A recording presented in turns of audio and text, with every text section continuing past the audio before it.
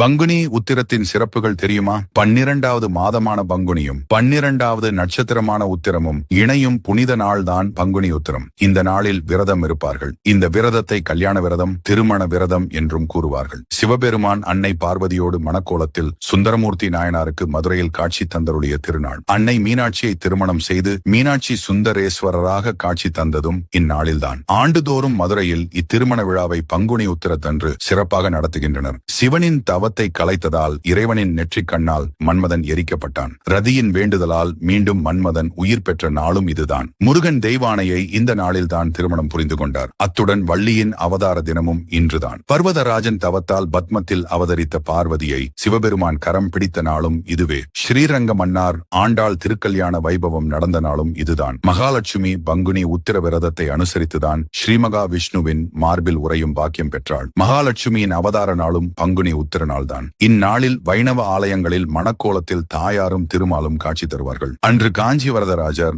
ஆலயத்தில் ஸ்ரீ பெருந்தேவி தாயார் சந்நிதியில் ஸ்ரீதேவி பூதேவி, மலையாள நாச்சியார் ஆண்டாள் மற்றும் பெருந்தேவி தாயார் சகிதமாக ஸ்ரீ வரத